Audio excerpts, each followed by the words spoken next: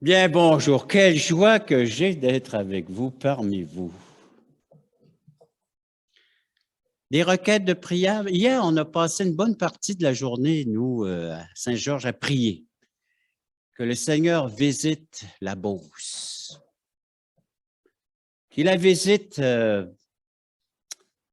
en manifestant sa puissance, en appelant le pécheur à se repentir, à se convertir, et le peuple de Dieu à s'affermir dans la foi. On a prié ainsi pour la belle région dans laquelle Dieu nous a placés. Moi, depuis 7 ans, avec mon épouse, la fille qui arrive avec sa famille depuis 3 ans. On est bénis, on est bénis. Mais prions.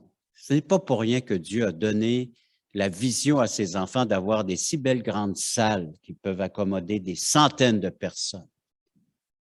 Dieu a une vision sur la Beauce. C'est ma prière. Nous, on a un local qui peut contenir au-delà de 400 personnes et le vôtre facilement quelques centaines ici, sans COVID. Alors que le Seigneur les remplisse, ces salles de ses enfants. Ça, c'est 2 salles que je parle, mais il y en a tellement d'autres que je visite. Des salles un peu partout en province, moitié pleines ou moitié vides. On a le choix. Le Seigneur est tout-puissant. Il peut encore sauver parfaitement un pécheur repentant qui vient vers lui et bénéficier de sa grâce. Priez pour ma Danielle. Ma Danielle n'est pas forte. Là, c'est haut et c'est bas. Et dans un creux présentement. C'est comme ça depuis 47 ans. Alors, on apprend à s'adapter dans ces périodes-là, plus ou moins difficiles. Je suis content parce que Isabelle comprend beaucoup mieux ce qui se passe au sein de mon couple. Alors, donc, elle nous accompagne par ses prières, par ses conseils, ses aides. Elle vient de ma fille, là. Imaginez, un miracle. Bon, vous avez prié pour ma fille? Priez pour ma femme. Hein? Et priez aussi pour Samuel puis Esther, vous les connaissez. Ils sont plus jeunes qu'Isabelle, mais ça vit dans la région de Québec, ça. Dans une belle région où on a servi notre Seigneur pendant plus de 20 ans à Québec. On continue. Priez pour Quoi-tu? On continue les enregistrements. Une nouvelle émission de télé que je devrais démarrer cet été. On va s'appeler À travers la Bible, mais télé. On a eu la radio, on a fait plus de 1000 émissions à la radio, puis là, il voudrait qu'on transporte ça pour la télé. Alors, c'est la Genèse, c'est toute la Bible qui est expliquée. Mais prier pour Régent Joly, c'est le temps qui lui manque à 68 ans. Il manque du temps. C'est quelque chose que je ne pensais jamais dire ça un jour, que je n'aurais pas le temps de servir le Seigneur dans toutes les sphères, dans tous les ministères dans lesquels il y a beaucoup de portes ouvertes, beaucoup d'opportunités, de possibilités, mais je ne peux pas tout faire. Alors, je choisis. Il faut que je choisisse. Ça fait 50 ans. Cette année, 50 ans de médias traditionnels. J'ai commencé à l'âge de 17 ans à faire de la radio. Et lors de ma conversion, le Seigneur m'a immédiatement utilisé pour proclamer la bonne nouvelle sur les ondes de la radio et s'est rajouté la télé communautaire, la télé donc un peu plus professionnelle.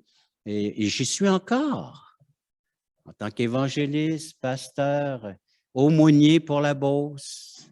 Alors, on est 3 aumôniers. Mon épouse, une aumônière, est aumônier. Alors, elle m'accompagne dans certaines visites. Il y a aussi M. Laurier-Mercier, peut-être certains d'entre vous connaissent, qui est aussi un aumônier. Alors, nous sommes 3 aumôniers en Beauce. Visiter les malades, visiter les mourants, visiter les personnes âgées, personnes seules, en tout cas.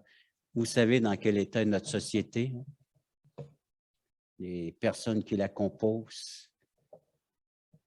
Elle a besoin d'aide, besoin de soutien, besoin d'être accompagnée. Alors voilà un peu les nouvelles chez les Joly, à part qu'un nouveau petit chat qui est arrivé vendredi soir et que maintenant c'est... Et on avait déjà un chien, fait que dans le foyer, c'est la vie chien-chat. C'est vraiment chien-chat, c'est l'expression, là. Mon épouse, depuis vendredi, a fait le guet. Pour pas que le petit chat soit avalé tout rond par le petit chien. Bon. C'est des choses qui de la nature, c'est la nature. La nature, il faut qu'on essaie de les amadouer. Travaille ça, un petit bec sur le museau, puis tranquillement, puis... Pas facile, pas facile. Mais on va aller lire un beau texte qui va nous encourager ce matin. Alors, c'est dans l'Épître aux Hébreux, chapitre 11. Il ne faut pas que je bafouille tout le long, ça va être long. Hein? Hébreux, chapitre 11. Des fois, je veux tellement en dire en peu de temps que ça se bouscule à la sortie de la bouche. Vous connaissez ça, les prédicateurs, hein? Les frères? Alors, juste avant de lire, on va prier. Père, on veut te remercier qu'on puisse se retrouver ici ce matin dans ce local, dans ce bâtiment, une bénédiction. Seigneur, oui, on regarde les grandeurs des bâtiments que tu as permis que tes enfants achètent. Et Seigneur, il y a des raisons. En tout cas, on veut prier que ces bâtiments t'honorent, te glorifient. Alors, augmente la population, augmente les enfants de Dieu, augmente des pécheurs qui se repentiront et qui viendront à te louer, à t'adorer, à te reconnaître comme Sauveur et Seigneur de leur existence et de leur éternité. Sainte Marie et toutes ces places avoisinantes, Saint-Georges, la belle région de la Beauce, Seigneur Dieu. Oui, on pourrait prier pour le Québec et ses grands besoins. Mais là, tu nous as placés ici. Alors, on a un rôle, on a une fonction, on a un ministère, on a des buts, des objectifs, une vision, une mission. Alors, Seigneur, nous sommes là, on te dit, utilise-nous, utilise-nous. Ah, c'est toi qui sauves.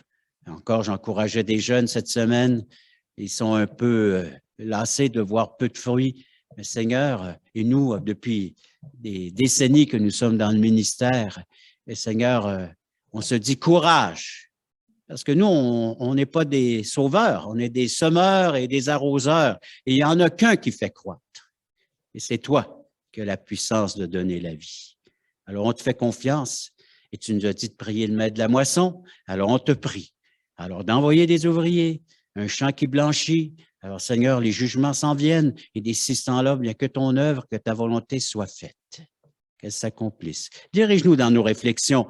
Dirige-moi, Seigneur, par ton esprit. Et les frères et les sœurs qui reçoivent ce message, à comment y répondre adéquatement, afin qu'ils puissent être des bénéficiaires de ta grâce, de ta bonté, de ce que tu es prêt à leur accorder ce matin, de leur offrir pour leur marche chrétienne, leur adoration. Tout simplement de vivre, d'exprimer cette relation, cette présence de toi en eux par ton esprit.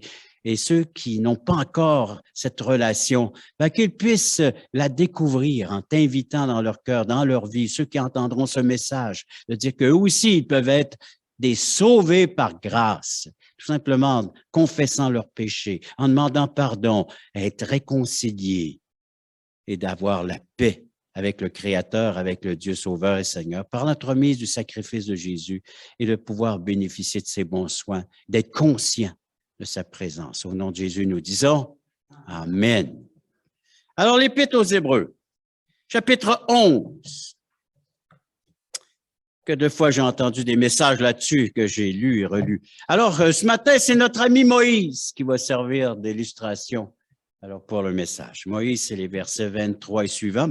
23, ce sont ses parents, les parents de Moïse. Connaissez le contexte? Alors, lisons le verset 23. C'est par la foi. Alors, Hébreux 11, 23. C'est par la foi que Moïse, à sa naissance, fut caché pendant 3 mois par ses parents parce qu'ils virent que l'enfant était beau et qu'ils ne craignirent pas l'ordre du roi. Nous, on dit ici, il était beau, déjà quand même, c'est un qualificatif, mais c'est beaucoup plus que ça. Quand on relit les textes de l'Exode et ainsi de suite, c'est comme s'ils avaient été avisés, avertis que l'Éternel, il y avait un plan pour cet enfant. Beau spirituellement, c'est-à-dire un appelé, un élu, une mission. Hein? Et on le voit, on le réalise.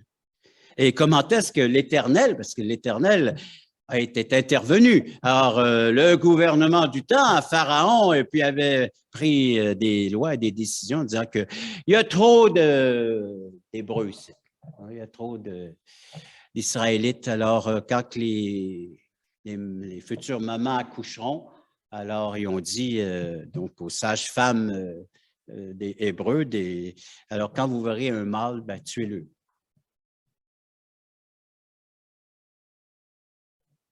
Mais ils sont revenus vers les autorités gouvernementales, puis ont dit, ils ont de la vie, ces femmes-là. Quand on arrive, ils ont déjà accouché. Hein. Puis le bébé est plein de force, plein de vigueur. Fait que, il dit, OK, on va changer la loi, jetez-les dans la rivière. Noyez-les. Alors, la maman de Moïse est enceinte de lui, hein, et puis le bébé arrive l'heure de l'accouchement, mais ne jette pas dans la rivière le bébé. Et par la foi, les parents de Moïse avaient une foi, dire, cet enfant-là, il ne mourra pas noyé selon les normes, selon les lois établies par le pays. On le cache 3 mois de temps. Quelque chose de voir ce que l'Éternel demande à ses croyants. Hein? Et qui a trouvé Moïse sur une plateforme flottante? Ouais. Vous l'avez dit? Non, vous ne l'avez pas dit. C'est la fille.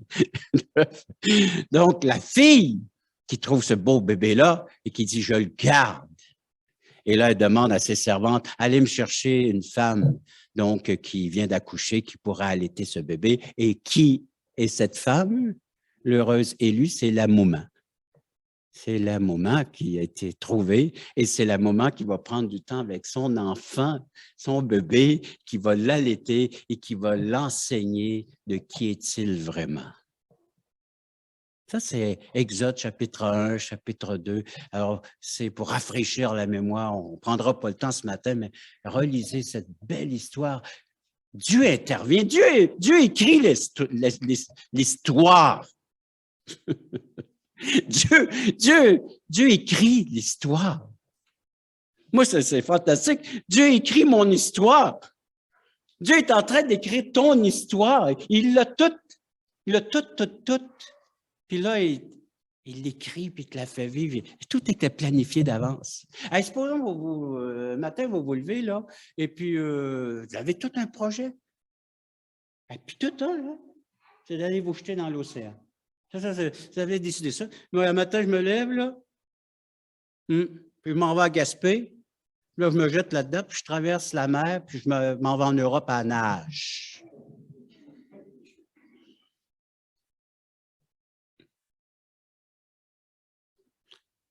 Je ne sais pas combien de gens vont vous appuyer là-dessus, mais c'est votre choix.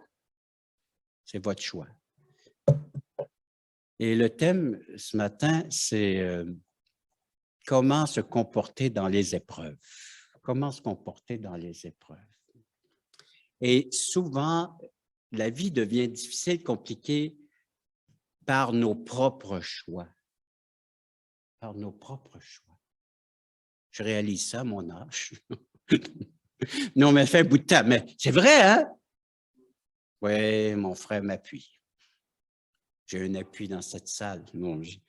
Alors, mais lisons le verset suivant. Alors là, on voit que les parents ont fait des choix, mais des choix qui honorent Dieu, qui honoraient l'Éternel, des choix qui allaient selon le plan de Dieu. Formidable, hein? Dieu avait planifié, il leur a mis à cœur ces choses-là, et Dieu a sauvé Moïse des eaux. Mais le verset 24, c'est par la foi, maintenant c'est Moïse lui-même, l'enfant grandit, c'est ce que le texte nous dit, devenu grand, refusa d'être appelé fils de la fille de Pharaon. Il a fait un choix. De ne pas avoir tous ses titres, de vivre dans le palais, avoir toutes ses richesses, ses trésors. Regardez le verset suivant. Il préférait être maltraité avec le peuple de Dieu que d'avoir pour un temps la jouissance du péché. Il regardait l'opprobre de Christ comme une richesse plus grande que les trésors de l'Égypte, car il avait les yeux fixés sur la rémunération. On s'arrête là pour l'instant. Un choix qui a coûté quelque chose. Hein? Il a dit non au titre, noblesse, richesse, posséder beaucoup, une vie à aisance. Choisir de s'identifier avec ce que sa mère lui avait enseigné. T'es un Hébreu. T'es un Hébreu. Et il choisit le peuple qui était esclave en Égypte. Il s'identifier avec un peuple esclave qui devait travailler, peiner, dur, pour gagner à la sueur de leur front, leur pain et leur serre. Et c'est tout un choix quand on y pense, hein, qui par la foi. Il dit non, puis il dit oui. Et vous, j'ai dû faire des choix comme ça dans ma vie. Vous savez, vous connaissez mon histoire, je suis un animateur de radio. C'est mon choix de carrière, encouragé par mon grand frère André. Je me retrouve à Sainte-Anne-des-Monts. Conversion. Miracle. 1900. Comment? Vous ne savez pas ça? C'est 75. 1975. Non, pourtant, je l'ai donné souvent mon témoignage ici. Et là, j'ai un choix.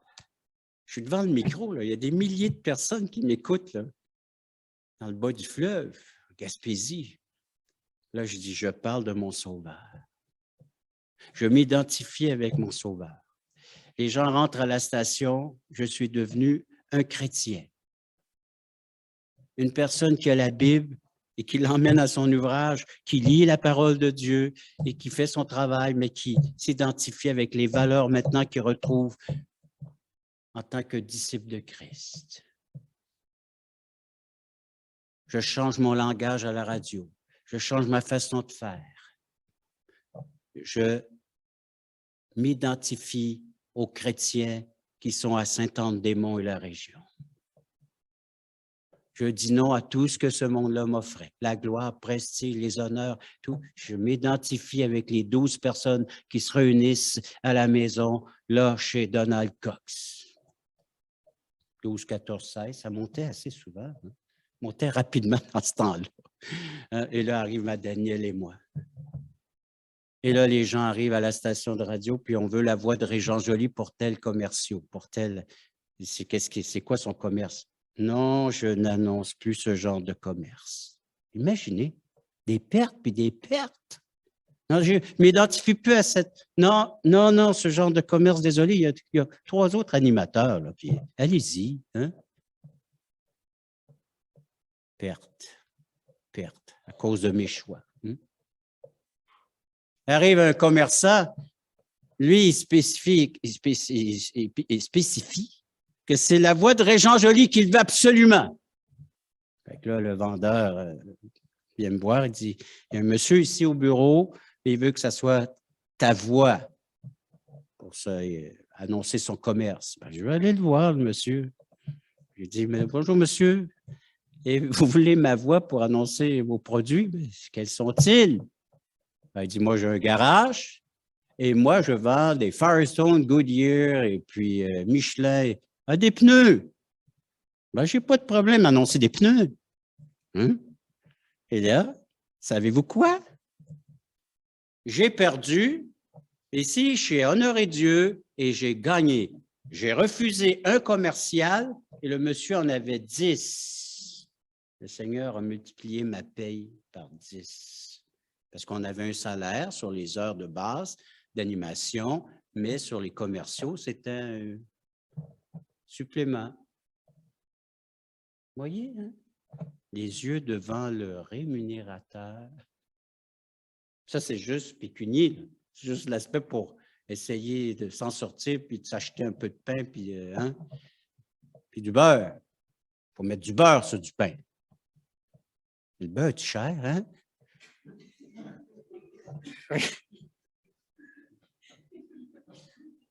On a switché pour la margarine. Hein?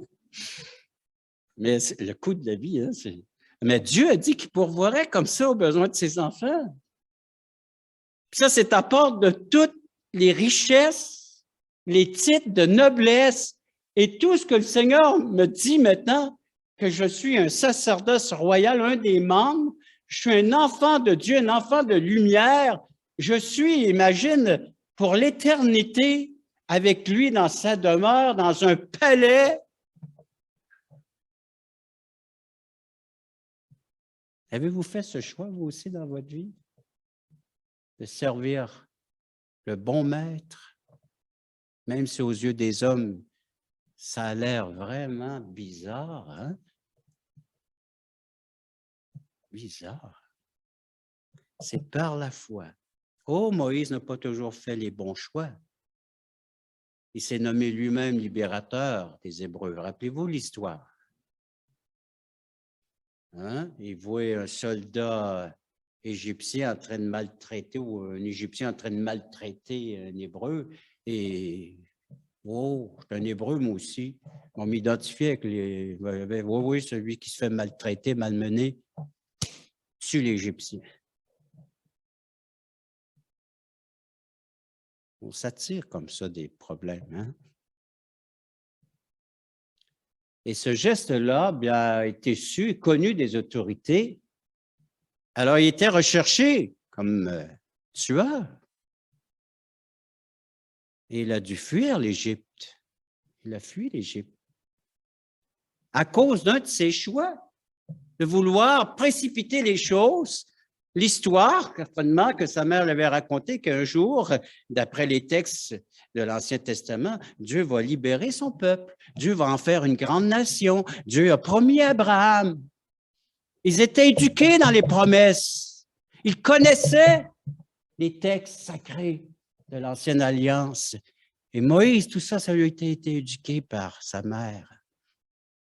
Alors lui, certainement, voyant tout le pouvoir qu'il voyait, donc, a agi à sa guise ou à façon qu'il pensait libérer les Israélites. C'est mal compté, hein? C'est mal compté. Et nous, on précipite les choses. Hein? On a hâte hein, de voir la fin de l'histoire. Que de tristes unions, mariages que j'ai vus dans toute chrétienne. Les gens ont bousculé les choses. Ah oui, il est converti, lui. Ah oui, il est tel, oui. Je l'ai conduit au Seigneur, moi le marié. Je l'ai conduit au Seigneur, m'a marié. Puis... Catastrophe. Vous avez connu ces histoires-là, vous aussi. Hein? On bouscule les plans de Dieu. Hein? Le travail aussi. Hein? On va gagner des sous. On va en gagner plus vite. On va sauter des étapes. On va en gagner, tu vois. La faillite. Précipite. Moïse a voulu précipiter le plan de Dieu. Et Dieu lui a dit, hein, j'ai entendu pleurer, j'ai vu dans quel état ils étaient, je vais les libérer. Je vais les... C'est mon œuvre, ça c'est mon œuvre. Hein. On évite l'inconversion. Hein. Je me souviens qu'on faisait des campagnes d'évangélisation, on était des centaines dans les rues. On allait dans le bas du fleuve, on allait à Gatineau, on allait en Europe, des centaines. Puis là, l'heure du midi, on partageait les bienfaits, puis les gens revenaient. Puis il dit, vous m'avez donné tel quartier de la ville, ben, ils sont tous convertis. Assis-toi, puis explique-moi ça.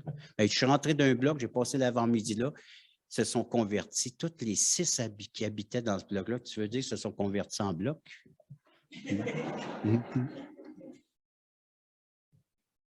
Il dit, dis-moi comment tu as fait ça. J'ai dit, il y a tout un don. Ben, il dit, je rentre là. J'ai dit, aimez-vous Jésus? Ils disent oui. Bienvenue dans la famille de Dieu. Vous voyez, c'est toutes sortes d'histoires. On bouscule les affaires. Fait qu'on n'a plus besoin de Dieu, tasse-les. Hein? On se met dans le pétrin. Hein? C'est justement ça. C'est le gars qui se lève un matin, là, où la personne m'en va me jeter dans la mer, m'a traversé la mer, m'a allé en Europe. À nage. Hein? C'est mis dans le pétrin. Mais là, l'histoire va changer. Là, hein? Là, c'est Dieu qui va mettre Moïse dans le pétrin. C'est plus la même histoire, hein? Exode 3. Hein? Là, il se fait 40 ans qu'il est dans le désert. Il a fui l'Égypte en tant que tueur. Son étiquette qui est là. Puis, donc, si vous voyez Moïse, dites-nous-le parce qu'on va l'arrêter, puis il va subir son procès, puis il va passer par là. Mais là, lui, il est dans le désert, là, puis du coup, il s'occupe des moutons, puis il fait paître les moutons, puis il fait sa famille là-bas, sa vie là-bas, puis tout ça. On voit qu'il y a une femme, des enfants, puis là, soudain, pouf! Je ne sais pas s'il y a eu un pouf, la Bible ne dit pas, mais il y a un buisson qui s'est mis en flamme.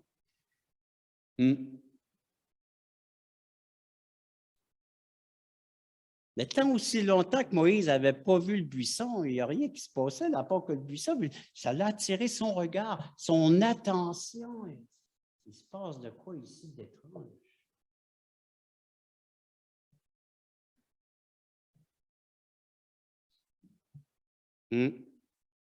C'est ça, les amis. Dieu doit attirer notre attention. On fait des choses, on se met dans le pétrin, puis là, Dieu attire l'attention. Dieu dit, mais je ne l'ai pas vu, moi, le buisson. Non, mais Dieu utilise bien autre chose pour attirer ton attention. Hein? Moi aussi, je n'en ai pas vu de buisson. Ardent. Comment est-ce que le Seigneur pourra attirer notre attention aujourd'hui?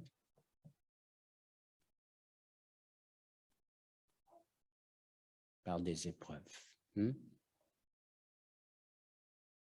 Pas facile d'attirer notre attention. On est tous occupés, tous préoccupés par diverses des affaires, en veux-tu, en v'là, on a l'Église, là, on a des projets, en veux-tu des projets en v'là, puis dans ma propre vie, comme je dis, je ne sais plus où aller, quoi faire, puis... Hein? Alors, je dois écouter qui dans ces périodes-là?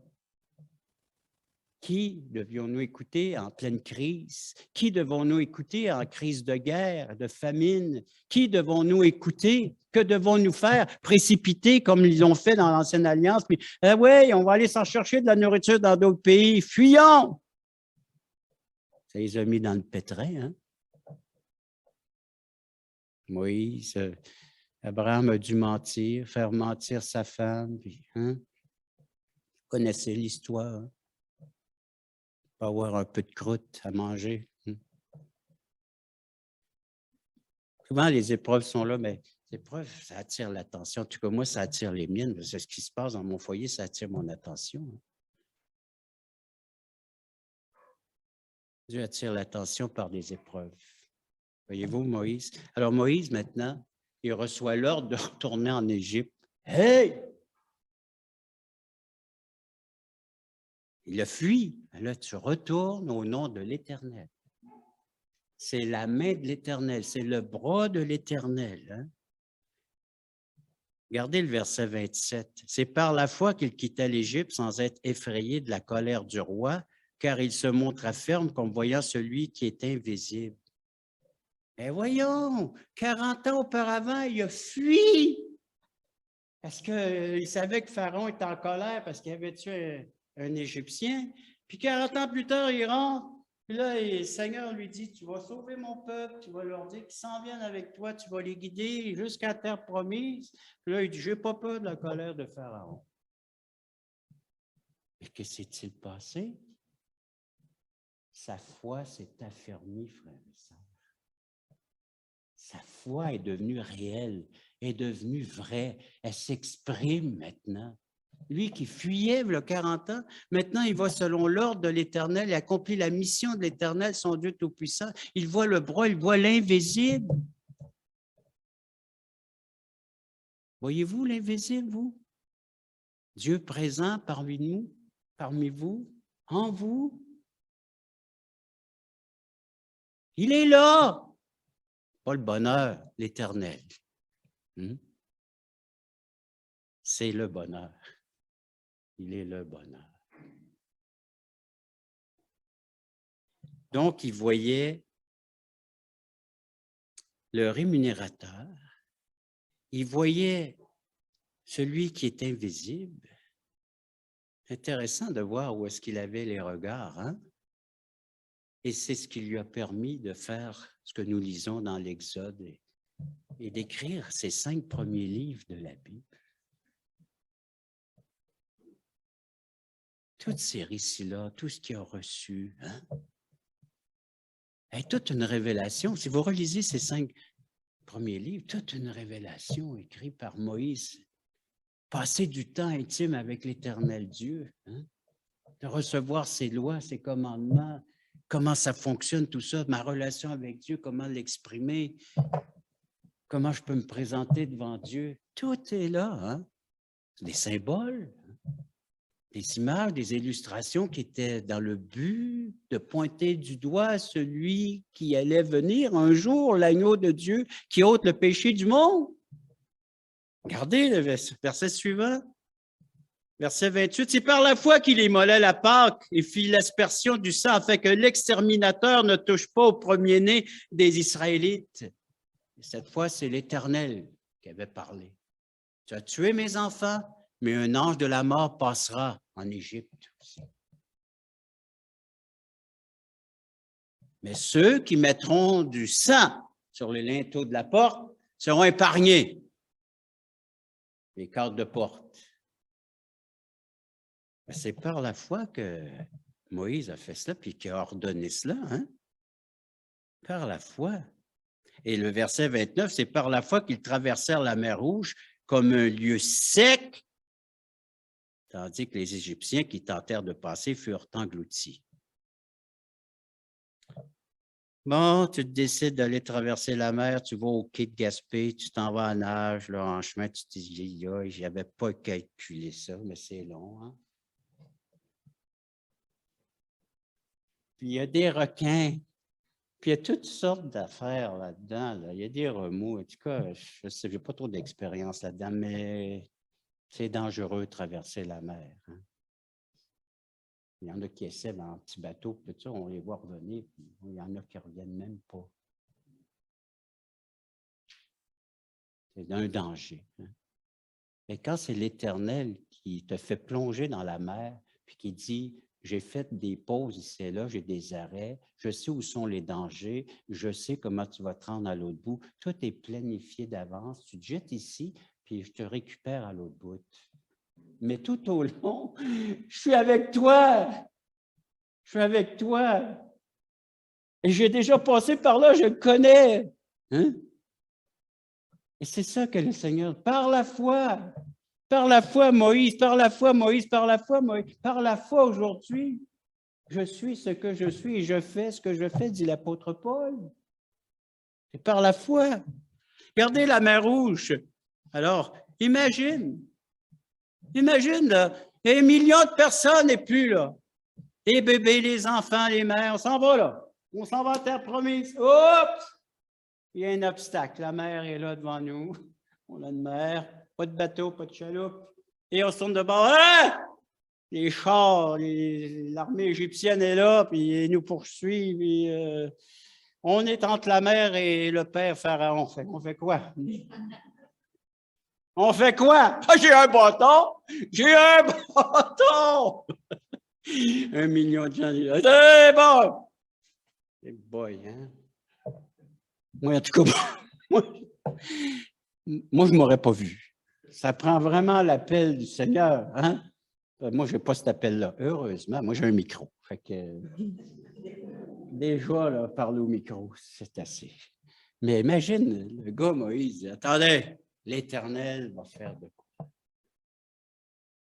Et puis, il tend le bâton vers la mer s'ouvre, puis il passe à sec. Le Seigneur, il fait un chemin. Hein?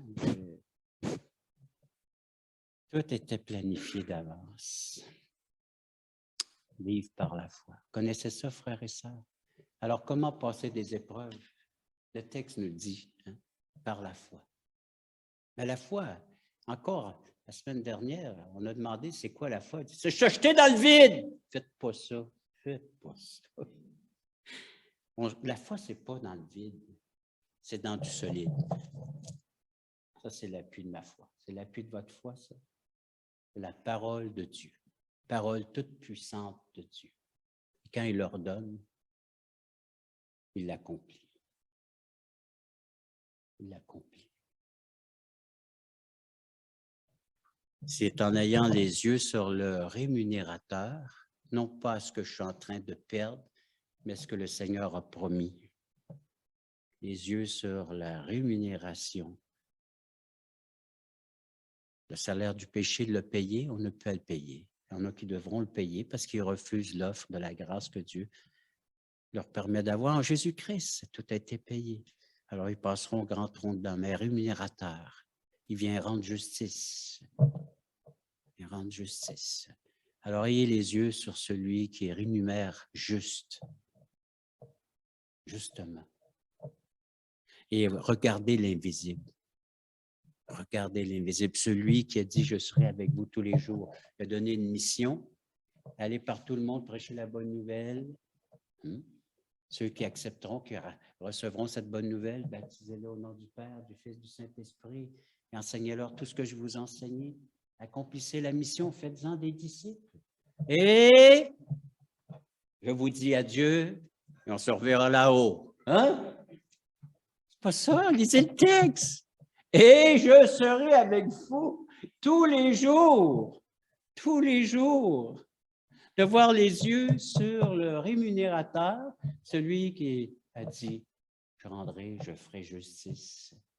Tu as accepté la justice en la personne de Jésus-Christ. Voici les bénédictions qui en découlent. Voici les grâces qui en découlent. Voici les bienfaits qui seront éternels, qui accompagnent ce choix.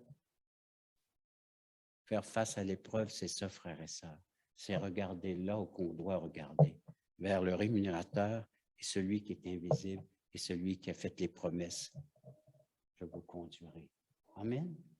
Prions. Père Céleste, on veut te dire merci. Merci pour cette histoire, cette liste d'hommes et de femmes de foi dans l'Épître aux Hébreux. Entre autres, celle de ce matin, celle de Moïse. On veut te remercier qu'elle puisse servir d'exemple, de modèle pour nous, pour ton peuple, pour tes rachetés d'aujourd'hui, ton Église, Seigneur du 21e siècle, là où nous sommes aujourd'hui rendus avec toi. Seigneur, on veut prier pour notre région, on veut prier pour ton Église. Affermis-la, affermis la foi de tes enfants et que les gens puissent voir que oui, il y a des choses qui se passent dans ce monde, il y a des choses incompréhensibles, mais Seigneur, par la foi, aide-nous, Seigneur, à passer au sein de ces difficultés, de ces problèmes. Seigneur, donne-nous de la sagesse pour nos décisions, nos choix, en tant qu'Église, en tant que responsable, en tant que frère, en tant que sœur, en tant que famille chrétienne, dans un monde bouleversé, un monde qui est en train vraiment de perdre tout, Seigneur Dieu, toutes ces valeurs que tu avais tellement voulu que les hommes puissent honorer. Alors, Père, que ton peuple puisse demeurer fidèle. On ait les regards sur le véritable rémunérateur de l'Apocalypse. Nous savons que c'est Jésus qui revient pour faire justice et accorder des bienfaits à tes enfants. Et aussi, Seigneur, l'invisible, c'est ce royaume de Dieu qui est en train de se bâtir, qui est en train de prendre place dans nos vies. Seigneur, dans ce monde, comme on le fait encore ce matin en te louant, en t'adorant, que ce royaume, Seigneur, puisse refléter ta gloire, ta présence, ta lumière, tes honneurs, ce qui t'est dû, Seigneur, que ce royaume brille dans nos cœurs, dans nos vies, jusqu'au jour où il viendra s'établir, que nous le verrons de nos propres yeux. On te le demande au nom de Jésus. Amen.